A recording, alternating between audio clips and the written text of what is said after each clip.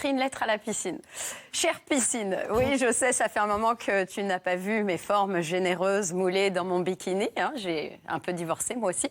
Et c'est justement parce qu'elles sont bien plus généreuses qu'avant. D'ailleurs, à ce stade, on ne dit plus moulées, mais débordées. Car oui, chère piscine, quand on vient chez toi, on ne peut pas tricher sur sa plastique. On ne peut pas cacher une culotte de cheval avec une jupe trapèze ou un vilain bourrelet avec une chemise blanche et un pull bordeaux. Oh, l'attaque. À la piscine, il faut appliquer la règle des 3 maillots. 1, acheter un maillot. 2, se faire épiler le maillot. 3, ne pas manger de maillot. Voilà. Et si vous contrevenez à l'une de ces sacro-saintes règles, vous êtes le maillot faible. Au revoir. Toutefois, chère piscine, j'ai décidé de t'écrire cette lettre car le succès du film Le Grand Bain m'a fait penser à toi. Toi qui n'offres que frustration alors que ce film détend. Avec toi, chère piscine, on se retient de faire pipi alors qu'avec lui, on se fait pipi dessus. Oui, avec toi, on se retient depuis qu'un malin a dit « Alors, attention les gars, là, ils ont rajouté un produit dans l'eau de la piscine. Si vous faites pipi dedans, ça va devenir tout rouge. » Mais en même temps, heureusement qu'il a dit ça parce que depuis, plus personne n'urine nonchalamment dans une piscine. Non, maintenant, les gens urinent par à-coups. Le premier pour vérifier, et les autres au cas où. Mais en prenant bien soin de nager tout en même temps pour éparpiller le tout parce qu'on ne sait jamais. Hein.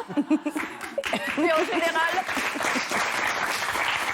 ce sont les mêmes qui vous disent 5 minutes après « Oh, dis donc, tu devrais venir la goûter, elle est délicieuse. Hein » Enfin, les meilleurs qu'il y a 5 minutes.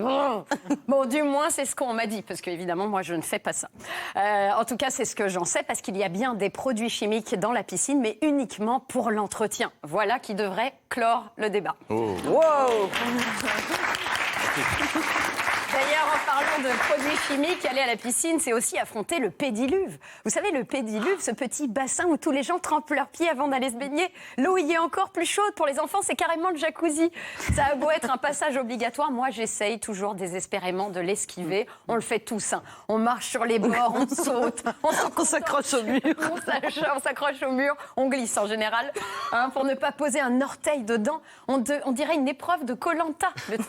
Et à chaque fois que le maître nageur siffle, quand au moment où je suis en plein grand écart comme ça au-dessus de ce bouillon de culture de pieds sales, j'ai toujours l'impression qu'il va me dire « Léa, le conseil réuni a tranché et la sentence est irrévocable. Vous partez avec 2 verrues. » Et alors... je n'en peux plus de tous ces gens qui te demandent avant de sauter si t'as pied.